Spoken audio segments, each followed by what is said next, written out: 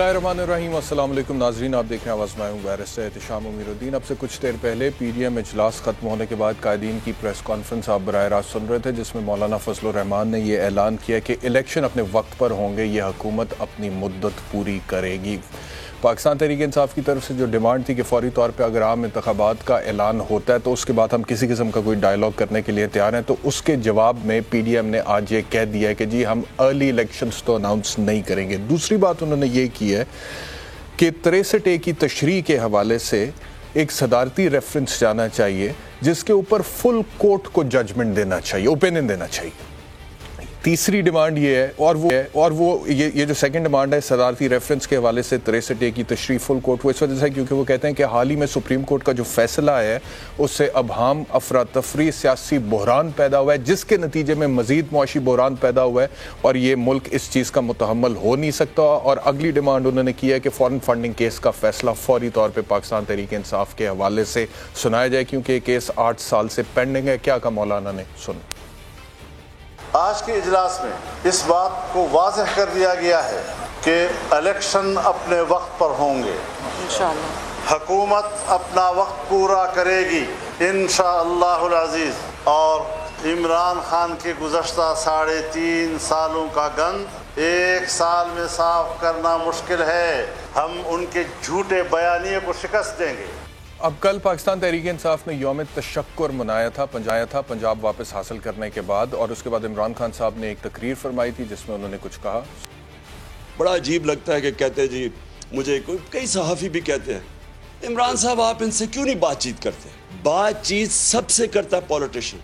तालिबान है, जो TTP है, इनसे भी बात करने के लिए हम तैयार। बलूचिस्तान के अंदर जो सेपरेटिस्ट है उनसे भी बात कर सकते हैं। सिंध में जो कहते हैं सिद्धू देश, उनसे भी सबसे बात कर सकते हैं। जिस दिन आप चोरों के साथ डील करते हैं आपका माशरा तबाह हो जाता है। मैं आपसे पूछता हूँ, क्या अगर आपके घर को कोई डाका मार ले और आप कहें जी आप उससे बात करें, आप क्यों नहीं बैठ के बातचीत कर देते, तो सारे डाके मारने शुरू हो जाएंगे।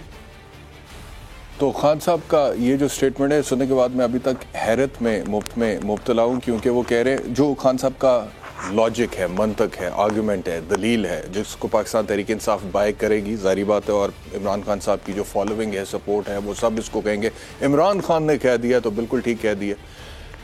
लॉजिक ये है कि कातिल अगर कोई शख्स आके आपके घर में आपके घर वाले को किसी को कत्ल कर दे तो आप उससे बात कर सकते हैं। अगर कोई दहशत गर्द आकर आपके घर में बम धमाके करे और मैसेकर करे और लाशें बिछा दे और खून की नदियां बहा दे तो आप उससे भी बात कर सकते हैं। लेकिन अगर कोई चोर आपके घर में आकर चोरी करे और आपके कुछ वैल्यूएबल्स उठा कर ले जाए, आपकी गाड़ी चोरी कर सकता है, आपका कोई सामान चोरी कर सकता है, आप उससे बात नहीं कर सकते। आप कातिल से बात कर सकते हैं, आप दहशतगर्द से बात कर सकते हैं अकॉर्डिंग टू इमरान खान साहब, लेकिन आप चोर से बात नहीं कर सकते। अब ये एक अलहदा बहस है कि जिसको वो चोर कह रहे हैं वो चोर है भी या नहीं है। मियां नवाज शरीफ साहब के हवाले से कन्विक्शन है, लेकिन मियां शहबाज के हवाले से कोई कन्विक्शन है?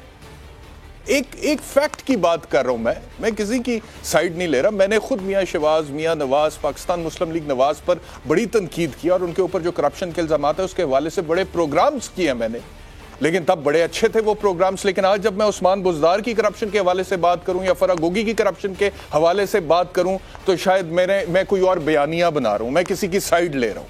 लेकिन मैं सिर्फ एक बात कर रहा हूं कि आप जिनको चोर कह रहे हैं, ये एक अलग बहस है कि वो असल में चोर है, क्योंकि you are not a court of law, it is to be decided by a court of law. एक अदालत ने फैसला करना है ना, ये चोर है, ये डाकू है, ये कातिल है, ये दहशतगर्द है। तो पहले तो आप खुद एक फैसला सुना रहे हैं और यकीनी तौर पे लोग आपको मानते हैं, आप तो बहुत बड़े लीडर हैं इस अहद के, तो वो लोग सारे मानेंगे कि जिसको आप चोर कह रहे हैं वो चोर है, जिसको आप कातिल कह रहे हैं वो कातिल है, जिसको आप लिफाफा कह रहे हैं वो लिफाफा है। लेकिन उन सबको बताने के बाद कि कौन चोर है, कौन डाकू है, कौन कातिल है, कौन लिफाफा है, फिर आप ये कह रहे हैं कि कातिल से बात हो सकती है, दहशतगर्द से बात हो सकती है, जो आपके बच्चे मार दे, आपके घर वालों को कत्ल कर दे, उससे बात हो सकती है, लेकिन चोर जो कि आपकी गाड़ी या सामान चुरा के ले गया उससे बात हो नहीं सकती। मैंने तो हमेशा सुना था that loss of money is no loss, but loss of human life is the actual loss. आपके जो प्यारे हैं, हमारे वो जो शोहदा हैं, जिन्होंने जो 7,000 फौजी जिन्होंने जाने दी हैं ऑपरेशन करते हुए दहशतगर्दों के खिलाफ, اس سے بڑا نقصان کون سا ہو سکتا ہے؟ یا مون مارکیٹ بلاسٹ میں نے جب کور کیا تھا، میں نے لوگوں کو روتے دیکھا اپنی آنکھوں کے سامنے، بوڑھی ماں کو جس کا جوان بچہ قتل ہوا تھا مون مارکیٹ بلاسٹ. اس سے پوچھے کہ تو اپنی کوٹھی دیتی ہے؟ وہ کہے گی میں اپنا سب کچھ دیتی ہوں، میرا بیٹا مجھے واپس کرے. تو جس نے اس کا بیٹا چھینا ہے، خان صاحب کہتے ہیں کہ اس سے بات ہو سکتی ہے، لیکن جو چور ہے، جس نے آپ کو لوٹا ہے، اس سے بات نہیں ہو سکتی. تو صرف میں یہ سوچ رہا ہوں، کیونکہ مجھے تو یہ لاجک نہیں سمجھ آتا. آپ کہہ دیں مجھے کہ میں جان بوجھ کر عمران خان کے خلاف پروگرام کر، لیکن مجھے یہ لاجک نہیں سمجھ آتا تو نہیں آتا، میں بولوں گا. لیکن مجھے جو اس کے پیچھے موٹیو نظر آتا ہے وہ یہ ہے کہ T T P Imran Khan کو ریپلیس نہیں کر سکتا. T T P is not an alternative to Imran Khan. وہ کوئی پاکستان کے وزیر اعظم تو نہیں بن سکتے، کوئی قاتل، کوئی دہشت گرد نہیں. سندھو دیش عمران خان کو پی ٹی آئی کو ریپلیس کر ہی نہیں سکتا. It is factually not possible. Balochistan میں جو سیپریٹسٹ موومنٹس ہیں وہ عمران خان کے آلٹرنیٹیوز نہیں ہیں، لیکن جن کو عمران خان صاحب چور کہتے ہیں وہ اس وقت حکومت میں بیٹھے ہیں، وہ عمران خان کو ریپلیس کرنے کی طاقت، استطاعت یا کیپیسٹی ہیں. پولیٹیکلی اتنے سٹرونگ نہیں. عمران خان بہت پاپولر ہیں، ان سے زیادہ پاپولر ہیں، زیادہ بڑا لیڈر ہے، میں کہہ رہا ہوں، لیکن وہ عمران خان کے کمپٹیشن میں ہے. تو شاید اس وجہ سے عمران خان کو وہ اتنے برے لگتے ہیں. تو اپنی ذات کی وجہ سے آپ نے فیصلے کرنے ہیں یا اپنے ملک کی وجہ سے آپ نے فیصلے کرنے ہیں، اپنی سیاست کی وجہ سے آپ نے فیصلے کرنے ہیں یا اپنی ریاست کی وجہ سے آپ نے فیصلے کرنے ہیں، یہ فیصلہ اب آپ کو کرنا ہے. عمران خان صاحب بہت بڑی تعداد ہے آپ کے فالوورز کی. کل میں شو کر کے نکلا ہوں اسلام آباد سے، F9 پارک کے سامنے سے میں گزرا تھا تو پی ٹی آئی کے سپورٹرز یوم تشکر منانے کے بعد باہر نکل رہے تھے. تو میں دیکھ رہا تھا اور میں سوچ رہا تھا کہ یہ عمران کی محبت میں گم ہے، بلکہ گم سم ہے، اور نعرے لگا رہے ہیں اور خوشیاں منا رہے ہیں، اور جب آئے گا عمران بنے گا نیا پاکستان، ہر گاڑی میں گانا بج رہا تھا، میں دیکھ رہا تھا.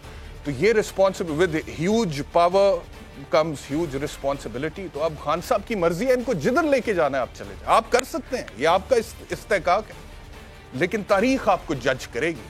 مورخ آپ کے بارے میں لکھے گا کہ عمران خان کے پیچھے جب سپورٹ تھی، اور اتنی سپورٹ تھی کہ وہ تمام تر ریاستی حکومتیں ایک طرف ہونے کے باوجود ضمنی الیکشن جیتا تھا، اور اتنی سپورٹ تھی کہ تمام قوتیں کہہ رہی تھیں کہ کوئی بیرونی سازش نہیں ہو رہی ہے، لیکن عمران خان کہہ رہا تھا بیرونی سازش ہوئی ہے. تو لوگوں نے، اس کے فالوور نے مانا کہ بیرونی سازش ہوئی ہے. تو اس ٹائم پر اس سپورٹ کے ساتھ عمران خان نے کیا کیا، یہ مورخ لکھے گا، یہ تاریخ لکھے گی، یہ حقائق چھپیں گے، ایک دن سامنے آئیں گے. تو میں سمجھتا ہوں کہ فیصلہ عمران خان صاحب کا ہے کہ انہوں نے کیا کرنا ہے. بہرحال یہ خان صاحب کہہ رہے تھے، اور وہ کہتے ہیں کہ چوروں سے بات نہیں ہوگی، لیکن فواد چودھری کہتے ہیں چوروں سے بات ہو سکتی ہے اگر چور الیکشن اناؤنس کر دیں. یہ بھی سن. جو اجلاس میں ہے پی ٹی ایم کا، میں ان تمام جو سیاسی قیادت ہے اس کو کہتا ہوں انتخابات کی طرف جانے کا اعلان کریں. جب وہ اعلان کرتے ہیں تو پھر جو فریم ورک بنانا ہے الیکشن کا، جس میں خصوصی طور پہ نیا الیکشن کمیشن کی تشکیل شامل ہے، اس پہ ظاہر ہے کہ ہم ڈائیلاگ کریں گے، ہم ڈائیلاگ کے لیے تیار ہیں، اور یہی طریقہ ہے آگے بڑھنے کا. تو یہ فواد چودھری صاحب فرما رہے تھے کہ اگر الیکشنز کی ڈیٹ اناؤنس کر دیں بقول عمران خان صاحب کے، یہ ان لوگوں کو فواد چودھری کہہ رہے ہیں جو بقول عمران خان صاحب کے چور ہیں. تو وہ کہہ رہے ہیں کہ اگر چور ہمارا مطلب حل کریں نا، الیکشنز اناؤنس کر دیں، کیونکہ ہمیں اگلی الیکشن، تو پھر ہم ان کے ساتھ بھی بیٹھ جائیں گے. مولانا نے کیا کہا؟ آپ کی پوری سیاست کو لپیٹ دیا ہے، آپ کے بیانیے کو زمین بوس کر دیا ہے. تم حادثات کا فائدہ اٹھاؤ گے. پنجاب کے بارے میں سوچو کہ وہ کتنے دنوں کی حکومت ہوگی. تم نے ہمیشہ سیاست کی ہے یا اسٹیبلشمنٹ کی سپورٹ پہ یا عدلیہ کی سپورٹ پہ، اور جو قوتیں بھی سوچتی ہیں کہ ہم ان کو سپورٹ کریں گے وہ سن لے کے ہمارا ان کے خلاف اعلان جنگ. ہمیں تھوڑا سا اٹک پار شکایت ہے، ادارے سے ہمیں شکایت نہیں ہے، لیکن ادارے کے ایک حصہ اس سے ضرور تھوڑے سے ہمارے تحفظات ابھی ہیں. تو مولانا بھی اعلان جنگ کر رہے ہیں. یہ اقتدار کی جنگ ہے اور ہر طرف سے اعلان جنگ ہو رہا ہے. ہر پولیٹیکل پارٹی یہ چاہتی ہے کہ اقتدار اس کے پاس رہے، اور یہ آج نہیں ہو رہا، یہ صرف پاکستان میں. جتنا مرضی چیخ لوں آپ لوگوں کے سامنے اور میں بتاؤں کہ جی دیکھیں بڑا ظلم ہو رہا ہے ہم سب کے ساتھ، 22 کروڑ عوام کے ساتھ، کیونکہ ہماری لیڈرشپ جو ہے وہ آپسی اقتدار کی جنگ میں مصروف ہے، اور ہماری ترجیحات ان کے سامنے ہے ہی نہیں. ہمارا روٹی کپڑا مکان تعلیم صحت انصاف ان کے سامنے ہے ہی نہیں. میں جو بھی آپ کو کہہ لوں، لیکن یہ بات بھی فیکٹ ہے کہ تاریخ میں ایسے ہی ہوتا ہے. آپ تاریخ اٹھا کر دیکھیں، بھری پڑی ہے اقتدار کی جنگوں سے، جہاں پر باپ نے بیٹے کو، بیٹے نے باپ کو، بھائی نے بھائی کو قتل کیا اقتدار کی خاطر، طاقت کی خاطر. اتھارٹی کی خاطر, بادشاہت کی خاطر. اسی لیے کہتے ہیں کہ اس کا بڑا نشہ ہوتا ہے, اور جو بندے کو ایک دفعہ نشہ لگ جائے وہ جو اس کا جلدی دل نہیں کرتا دوسری طرف جانے کا. بہرحال یہ ساری باتوں میں دیکھ رہا تھا بلوچستان جو رقبے کے اعتبار سے ہمارا سب سے بڑا صوبہ ہے, ہمارے سیاستدان بے حس ہیں. وہ کسی کو وہاں پہ میں دیکھ رہا ہوں کہ متاثرین کی تعداد ہزاروں میں سیلاب سے, انسان 111 جانیں جو ہیں وہ ضائع ہو گئی ہیں, جاں بحق ہوئے ہیں, مویشی 700 کے قریب جاں بحق ہوئے ہیں, گھر برباد ہوئے ہیں 10,000 کے قریب, اور یہ سیلاب میں ہم نے تیرتی لاشوں کے مناظر دیکھے ہیں. I was just thinking that I'd request my management کہ مجھے بلوچستان بھیجیں. میں یہاں پہ اسٹوڈیو میں بیٹھ کر شو کرتا ہوں, میں ٹھیک ہے کرتا ہوں, میں جتنی ترجمانی کر سکتا ہوں عوام کے سینٹیمنٹس کی میں کرنے کی کوشش کرتا ہوں, but I'd like to go to کوئی بات ہی نہیں کر رہا بلوچستان کی. I would like to go, I request my management on air کہ مجھے بلوچستان بھیجیں. میں اس کو کور کرنا چاہتا ہوں, میں دکھانا چاہتا ہوں وہاں پہ پاکستانیوں کی کیا حالت ہے. لوگ مر رہے ہیں, لاشیں تیر رہی ہیں, گھر برباد ہو گئے ہیں, اور یہاں پہ بس صرف اقتدار کی باتیں ہو رہی ہیں. یہ پروڈیوسر صاحب آپ کی بھی مہربانی ہے, آپ نے دکھا دیا کہ آپ اتنے بے حس نہیں ہیں عبید صاحب کے, جو جتنے ہمارے سیاستدان بے حس ہیں, کہ آپ نے فوٹیجز دکھا دی, نہیں تو میڈیا پہ پروگرامز میں بس سیاست ہی ڈسکس ہو رہی ہے. بہرحال معذرت کے ساتھ سردار لطیف کھوسا ہمارے ساتھ, آپ سے معذرت کے ساتھ کھوسا صاحب, I know that you're one of the very fine politicians. I know that you stand for certain principles, and I know that you're one of the finest lawyers of your generation and of our generation also. تو اس وجہ سے آپ میری کسی بات کا برا مت منائیے گا. یہ عوام کے سینٹیمنٹس ہیں جو کہ میں بول رہا تھا یا سامنے رکھ رہا تھا. Having said that, sir, اب پی ڈی ایم کی طرف سے اعلان ہو گیا ہے کہ الیکشنز اپنے وقت پر ہوں گے. یہ ٹینیور پورا کر لیں گے آپ لوگ سر کھوسا صاحب, with the massive public support that Imran Khan has, اور وہ کہتے ہیں کہ اگر یہ اناؤنس نہیں کرتے الیکشنز تو پھر ہم ڈیٹ اناؤنس کریں گے اور اس ڈیٹ پر حکومت کو گھر بھیجیں گے. دیکھیں احتشام, پہلی بات تو یہ ہے کہ سارے سیاستدان بے حس نہیں ہوتے. سیاستدان آپ نے جنرلائز کر کے کہہ دیا. تو سیاست تو عبادت ہے بنیادی طور پر. اگر عبادت میں بے حسی ہے تو پھر عبادت ہی نہیں ہے, وہ پھر ریاکاری ہے. اور بدقسمتی سے اگر ہمارے بڑے صوبے, اور میں چونکہ بلوچ بھی ہوں اور بلوچستان میرا ایک قسم کا مادری زبان بھی بلوچی ہے, تو مجھے یہ تکلیف دہ بات ہے جو آپ نے کہا. لاشیں بہتی ہوئی میں نے دیکھی ہیں, میں نے راجن پور میں دیکھی ہیں, میں نے جو ہے وہاں بھی جب سیلاب 2010 کے آئے تھے 11 جب میں گورنر تھا, تو میں نے وہاں جہاز کے اوپر سے فضائی سارا جا کے اور پھر وہاں جا کے اتر کے بھی میں نے کیمپس بھی دیکھے تھے, اور میں نے وہاں جو ہے وہ فوڈ کی پیکیجز بھی بانٹے تھے, سب کچھ کیا تھا. یہ تباہ کاری بدقسمتی ہے ہماری کہ ہم ہر سال جو ہے سیلاب کی جو ہے زد میں آتے ہیں, ہماری ریاست کا نقصان ہوتا ہے, ہماری صوبوں کا, ہمارے علاقوں کا, ہمارے جو ہے خصوصاً کچے علاقوں کا, اور پہاڑ میں تو بہت زیادہ جو ہے کچے مکانات ہوتے ہیں سارے, وہ بہہ جاتے ہیں, اور وہاں جو قسم پرسی کا عالم ہوتا ہے. آپ نے بالکل صحیح جو ہے وہ نشاندہی کی ہے. یہ تکلیف دہ ہے, اور نہ صرف یہ کہ بلوچ ہونے کے ناطے سے, ایک پاکستانی ہونے کے ناطے سے میرا تو یہ سبھی جگہوں پر جو اگر کہیں بھی ایسا کیفیت آتی ہے, لیکن بے حسی دیکھیے گا ہماری 75 سالوں سے سیاست کی یا ہماری حکومتوں کی, کہ ہم نے یہ دیکھا نہیں ہے. ہم اتنا بلینز آف ٹنز جو ہے پانی کا ہم اپنا ضائع کرتے ہیں, کیوسک پانی ضائع کرتے ہیں, تباہ کاریوں کی طرف جاتا ہے.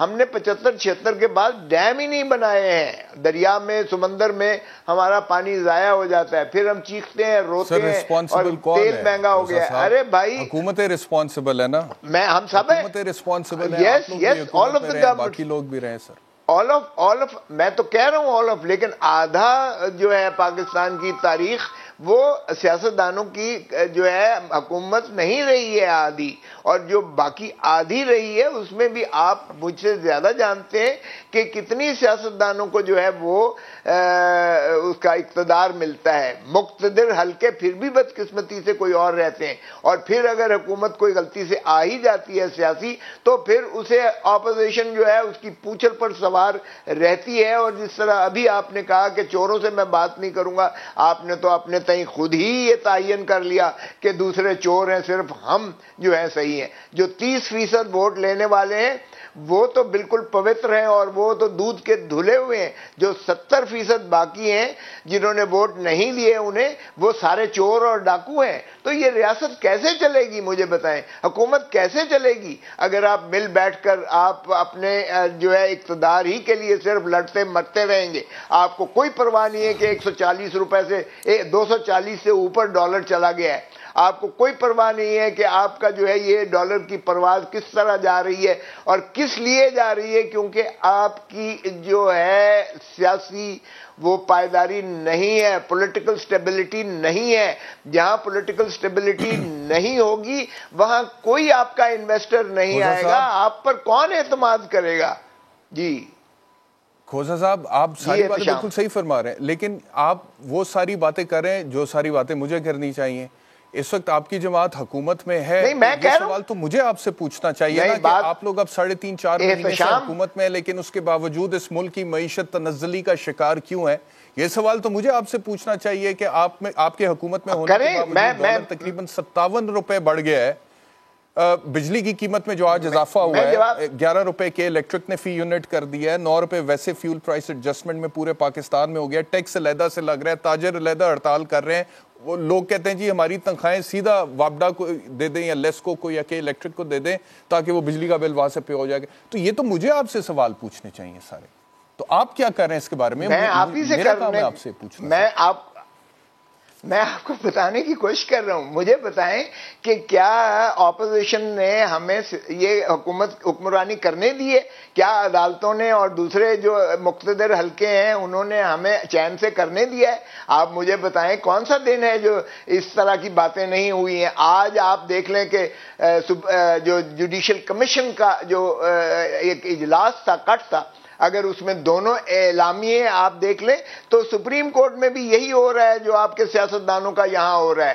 وہاں بھی 5-4 کی نسبت سے جب ججز کو ریکمنڈیشن مسترد کی گئی سپریم کورٹ کی ایلیویشن کے لیے, تو وہاں جو ہے 2 اعلامیے آئے ہیں. ایک سینئر پیونی جج صاحب نے لکھا ہے کہ یہ غلط ریکارڈنگ کی گئی ہے, اور چیف جسٹس صاحب کی طرف سے جو پریس ریلیز آیا ہے اس میں کہا گیا ہے کہ اس کو مؤخر کیا گیا ہے, ان کی ایلیویشن کو, ان کی تعیناتیوں کو, جبکہ سینئر پیونی جج صاحب کہہ رہے ہیں یہ مسترد کر دی گئی ہیں 5-4 کی ریشو سے. مجھے بتائیں قوم کدھر جائے؟ اور مجھے بتائیں کیا سیاستدان کریں اگر آپ نے 2 دفعہ ان کو جو ہے اپنی اجازت سے چیف منسٹر بنایا اور پھر کہا یہ سر سے بنے ہی نہیں ہیں, اور پھر اس کے بعد جو ہے یہ ٹرموائل اپریل سے شروع ہوا اور آج جو ہے 25 جولائی ہو گئی, 26 جولائی ہو گئی اور ابھی تک سیٹل نہیں ہو رہا ہے ڈسٹ. اور محترم عمران خان صاحب کہتے ہیں الیکشن کروائیں. الیکشن کیسے کروائیں؟ آپ کہہ رہے ہیں کہ میں اس الیکشن کمیشن کو مانتا ہی نہیں ہوں, اس کو پہلے نکالیں چیف الیکشن کمیشنر کو اور پھر اس کے بعد بات کریں. پھر اسی طرح کہتے ہیں اگر ای وی ایم نہیں ہے تو میں نہیں مانوں گا. ایشوز پر آئیں نا, اپنے اوپر سے ذرا دیکھیں.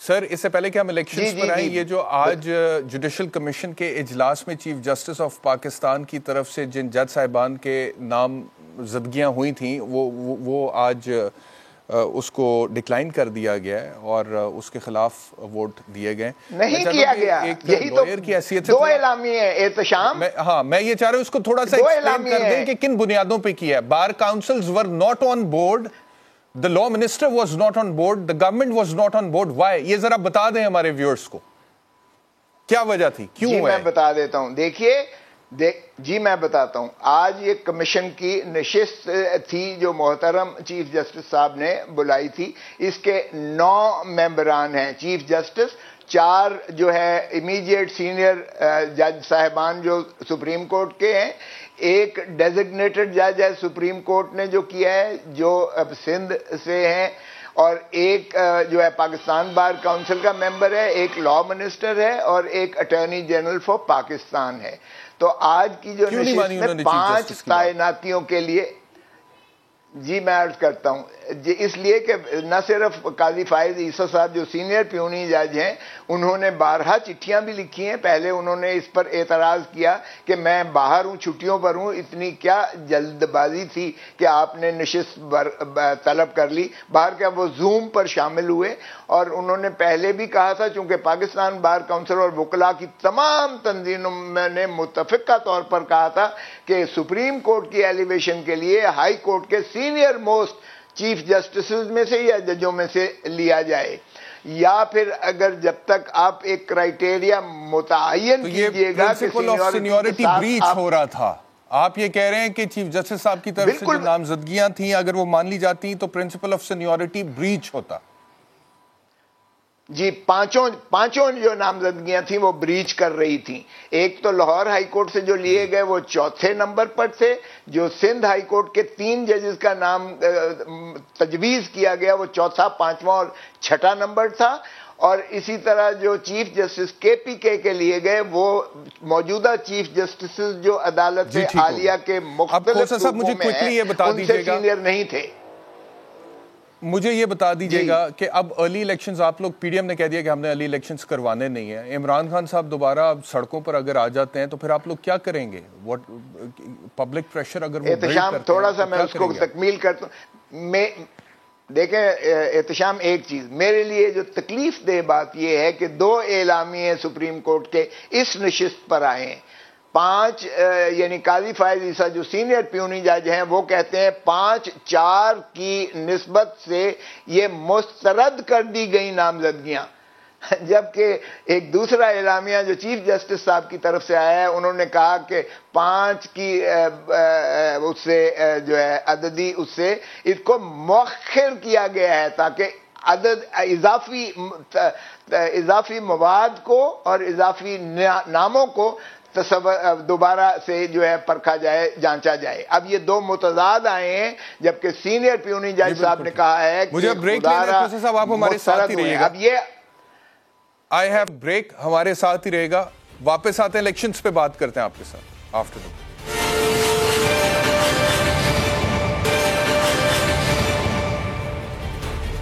ویلکم بیک ٹو آواز. میرے ساتھ سینیٹر لطیف کھوسا صاحب ہیں اور پاکستان مسلم لیگ نواز سے سینیٹر عفنان اللہ صاحب ہیں. دونوں سے بات کرتے ہیں، لیکن کھوسا صاحب تھوڑی دیر پہلے جوڈیشری کے حوالے سے بات کر رہے تھے اور وہ کہہ رہے تھے کہ جو صورتحال پولیٹیشنز کی ہے، سیاست کی ہے، اسی طرح کی ملتی جلتی صورتحال کچھ سپریم کورٹ میں ہے.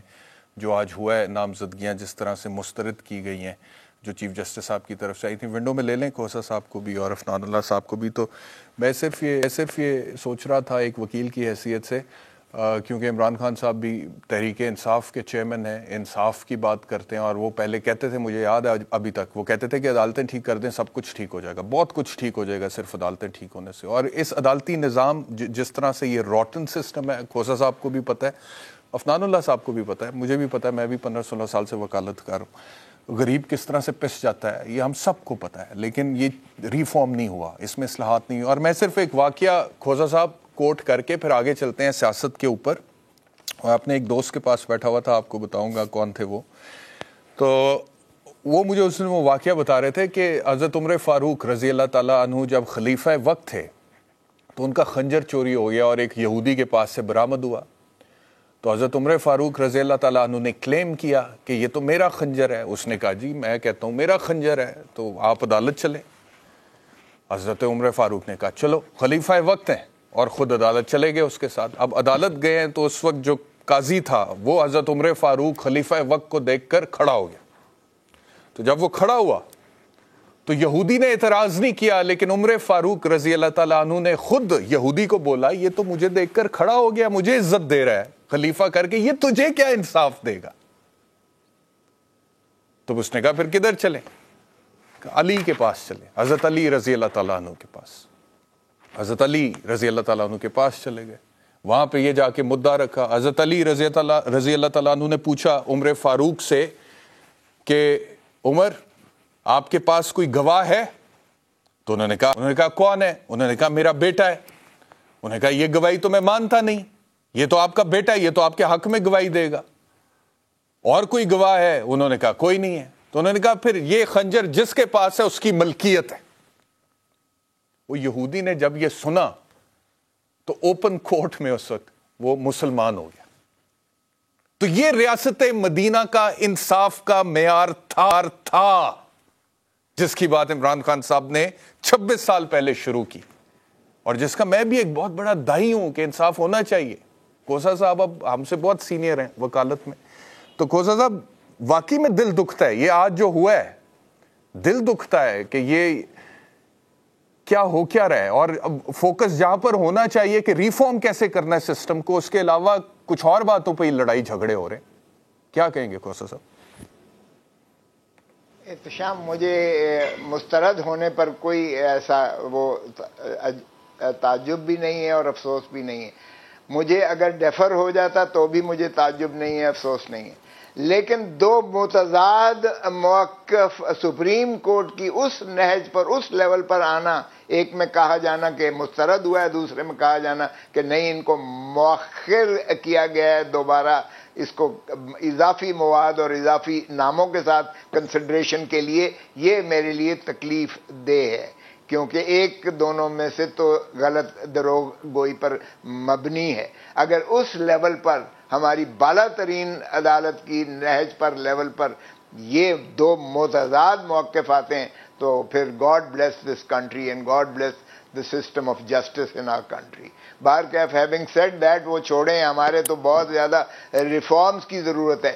یہ 1980 میں احتشام 1980 کے رولز کے تحت ہم چل رہے ہیں, سپریم کورٹ رولز, اور آپ کو پتہ ہے 1980 کے سپریم کورٹ رولز جس میں یہ سارا کیا گیا کہ کس جج کے پاس لگے گا, کون اس کو جو ہے بینچز بنائے گا, کون ریویو سنے گا, کون سا وکیل ہوگا, کس کا یہ سارا کیا جائے گا. یہ سارا کا سارا شہید ذوالفقار علی بھٹو کو پھانسی دینے کے بعد 1979 میں یہ 80 میں رولز بنے تھے, اور ان چیف جسٹسز نے بنائے تھے جنہوں نے بھٹو کو پھانسی دی تھی. اور اس لیے بنایا گیا تھا یہ رول کہ وکیلوں کی گردن پر ہاتھ ہو, تاکہ جو معتقدین ہیں, جو اعتراض کر رہے ہیں کہ یہ جوڈیشری اور ضیاء الحق کا سنگم کی پھانسی جوڈیشل مرڈر ہے, ان کو گلا دبانے کے لیے. اور آج ہم اسی کے ساتھ چل رہے ہیں, آج بھی ہم اسی سسٹم کے ساتھ چل رہے ہیں. مائنڈ یو کہ ہم ریویو وہی جج سنیں گے, بینچ وہی چیف جسٹس بنائیں گے, اور پھر اس کی اپیل کوئی نہیں ہوگی سو موٹو کی. سو موٹو کا کوئی کرائٹیریا نہیں ہے. یہ ساری چیزیں دیکھیں اتنے زیادہ ہمارے لیے اصلاح طلب ہیں کہ کیوں نہیں کرتی ہیں یہ ہمارے جو ہے اکابرین. پھر ہم نظام عدل پہ بات کرتے ہیں, انصاف کیسے ملے گا آپ کو؟ پالیٹکس پہ جاؤں گا, افنان اللہ صاحب کی طرف جاؤں گا ایک آخری کامنٹ کر کے کہ میں تو میں جیسے پہلے کہا آپ مجھ سے بہت سینئر ہیں, میرا تو 15-16 سال پر محیط ہے وکالت کا کریئر, لیکن میں نے یہ 15-16 سال میں جو دیکھا ہے وہ یہ دیکھا ہے کہ بہترین لوگ ہوتے ہیں جج صاحبان ہمارے, بڑے پڑھے لکھے, فورن کوالیفائڈ, ہارورڈ سے, کیمبرج سے, آکسفورڈ سے پڑھے ہوئے لوگ, بیرسٹرز ہم نے دیکھے, لیکن somehow when they enter the system تو پھر وہ system, there is something wrong with the system. وہ پھر انہیں ڈلیور نہیں, ادروائز ایز این انڈیویجول ان کی کیپیسٹی ڈلیور کرنے کی زبردست ہوتی ہے, but there is something wrong with this system needs to change. اب میرا ایک پاکستانی کی حیثیت سے مجھے کوئی فرق نہیں پڑتا وہ عمران خان چینج کرے یا پیپلز پارٹی چینج کرے یا مسلم لیگ نواز چینج کرے یا کوئی اور چینج کرے, لیکن یہ سسٹم چینج کرو بھائی, اس سے پرابلم ہے کیونکہ اس میں غریب کو, کمزور کو انصاف مل نہیں رہا. یہی تو جی بتا جی احتشام, میں نے کسی فرد واحد پر اعتراض نہیں کیا, مائنڈ یو, میں یہی تو کہہ رہا ہوں کہ یہ ہمارا سسٹم دیکھیے ہم کس نظام کے ساتھ چل رہے ہیں. نظام عدل کیا ایسے ہم میں آپ کو نہیں کہہ رہا, میں ویسے بات کر رہا تھا. آپ ٹھیک, جی آپ بالکل, میں نے آپ کے اوپر نہیں, میں نے ویسے جنرلی ایک کامنٹ کیا. جی ٹھیک ہے, افنان اللہ صاحب آپ کی طرف آ رہا ہوں. افنان صاحب مجھے فرمائیے گا کہ رانا ثناء اللہ صاحب نے آج فورن فنڈنگ کیس کے حوالے سے جو مطالبہ کیا, وہ بلکہ سنوائی دیتے ہیں, اس کے بعد آپ سے سوال پوچھتے ہیں. سنوائیے. زور مطالبہ ہے الیکشن کمیشن آف پاکستان سے اس لاڈلے کے خلاف جو ایک فیصلہ ہے اسے اب 8 سال ہو گئے انتظار کرتے قوم کی, اور اب محفوظ ہوئے بھی میرا خیال ہے کو 8 ہفتے ہو گئے ہیں. کیا رکاوٹ ہے؟ محفوظ فیصلہ جو ہے یہ اناؤنس نہیں کیا جا رہا.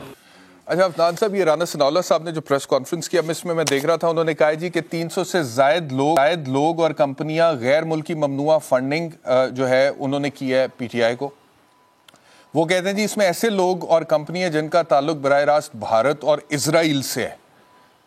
وہ کہتے ہیں کہ عمران خان کہتے ہیں کہ ریڑی والے چپڑاسی کسی کے بارے میں وہ کہتے ہیں کہ پیسے منتقل ہوئے ہیں, تو وہ اپنی جگہ پہ ہے, لیکن $75 کروڑ کس کے اکاؤنٹ میں آئے ہیں, اور مزید تحقیقات ہوں گی تو پتہ لگے گا کہ $7 ارب آئے ہیں.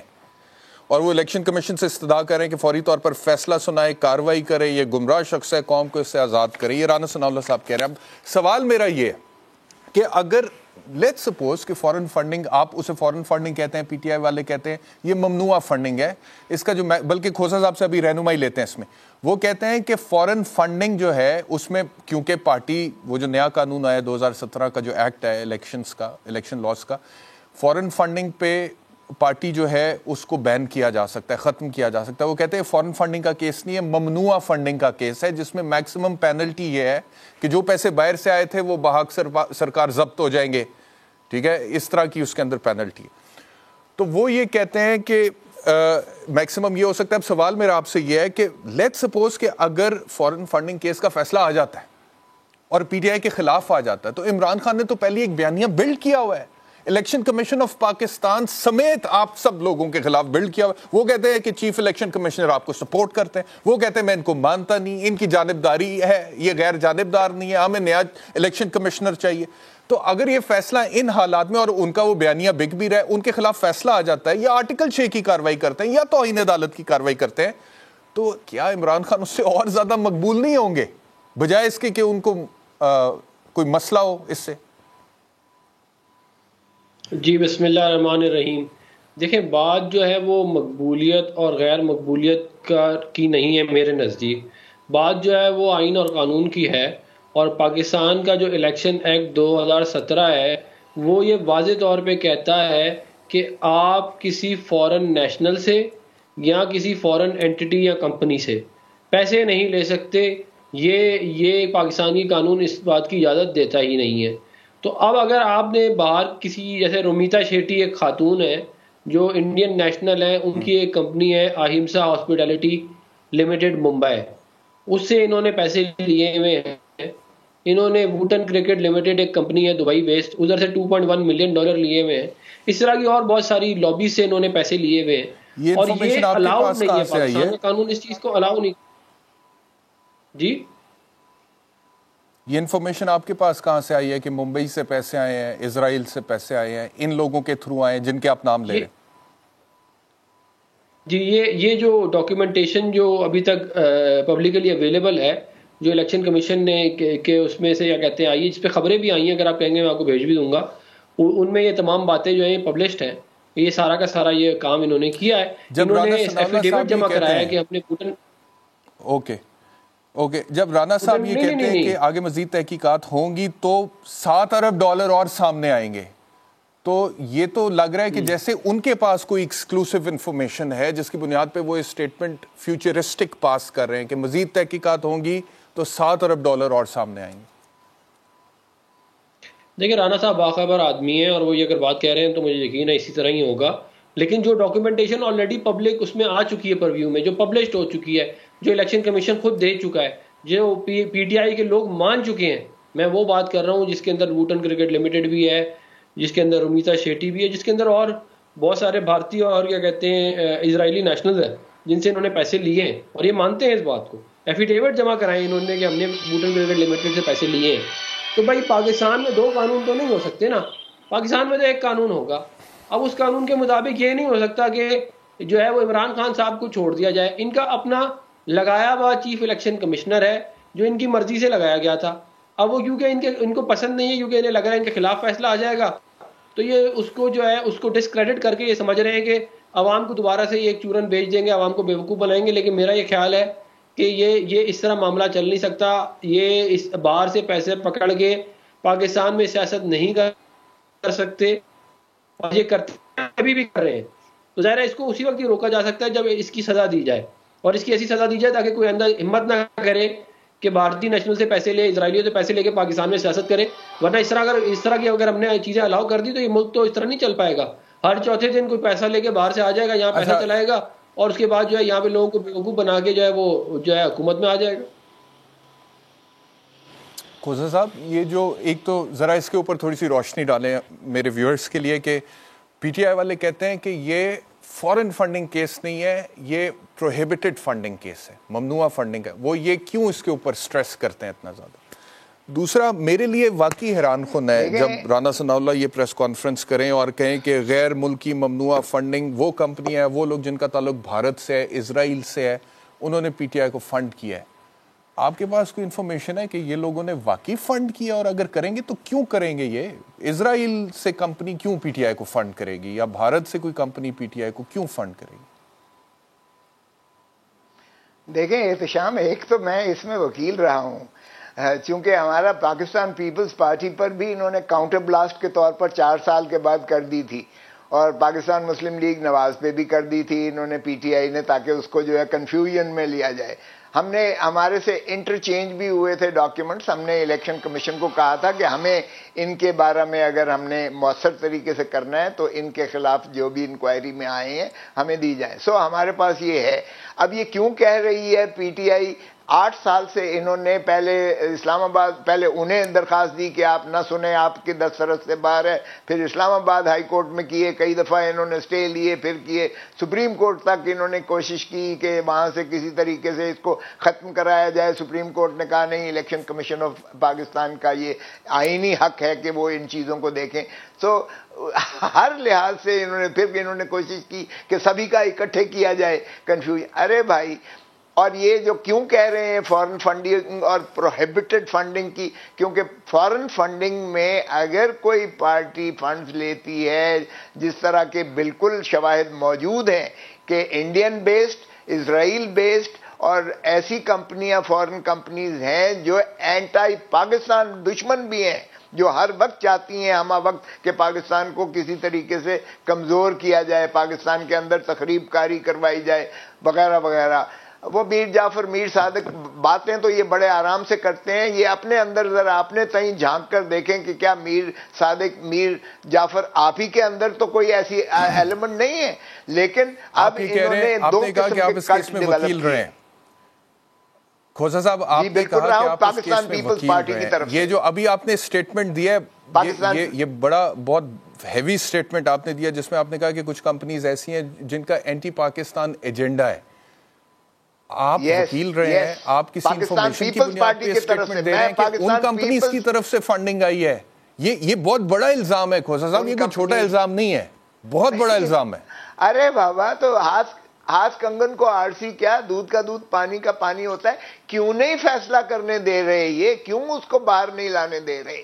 اسٹیٹ بینک کی طرف سے بھی رپورٹس آئیں, باقی جانب سے بھی رپورٹیں آئیں, وہ ساری جو کمیٹی ہے, کمیشن ہے, اس کے پاس انکوائری کمیشن, سبھی انہوں نے اکٹھا کیا ہے. اب یہ پورا ایک کلٹ ڈیولپ کیا ہوا ہے انہوں نے, اور چیف الیکشن کمشنر بیشنگ شروع کی ہوئی ہے تاکہ یہ حفظ ما تقدم کے طور پر ان کے خلاف فیصلہ آئے تو پھر یہ کہیں ہم تو پہلے ہی کہتے تھے کہ یہ بائسڈ ہے, یہ پریجوڈسڈ ہے. بہت بہت شکریہ, بہت شکریہ کرنے کے لیے. عفنان صاحب آپ کا بھی بہت شکریہ ہمیں جوائن کرنے کے لیے. کچھ اکانومی پر بات کرتے ہیں.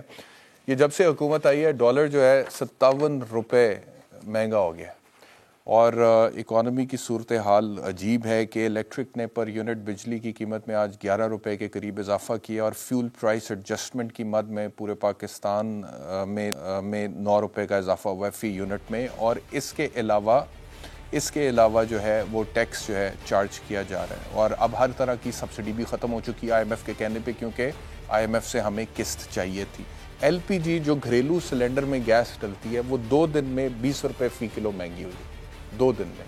تو وہ علاقے جہاں پر گیس نہیں ہے وہاں پر ایک عام آدمی, غریب آدمی اگر سلنڈر کا استعمال کرتا ہے تو اس کے لیے یہ بہت ایک بڑی پرابلم ہے. ذخائر اس ملک کے تقریباً 9 ارب ڈالر رہ گئے, جو ذخائر ہیں وہ 9 ارب ڈالر کے قریب رہ گئے. سیلاب آ رہے ہیں, بلوچستان کی تباہی میں آپ کو آلریڈی دکھا چکا ہوں. شبر زیدی صاحب میرے ساتھ ہیں, گفتگو کرتے ہیں اس حوالے سے, اور میں سوال وہی کرتا ہوں, وہی آج پوچھوں گا. اب آئی ہوپ کہ شبر صاحب کوئی راستہ ہمیں بتائیں کیسے نکل سکتے ہیں اس سچویشن سے. شبر صاحب جی فرمائیے, سوال کیا آپ کا اسپیسیفکلی؟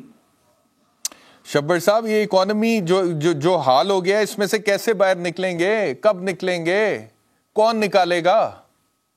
دیکھیں, پہلے ہم اپنی گراؤنڈ ریئلٹی کو سمجھ لیں اس کے بعد پھر ہم اپنی سمجھیں گے. آج جو ہمارا ریزرو ہے وہ $9 بلین ہے اسٹیٹ بینک کے پاس, اور اس $9 بلین میں $10 بلین جو ہے ایکچولی وہ ہمارے آپ کے ڈپازٹ ہے بینکوں میں.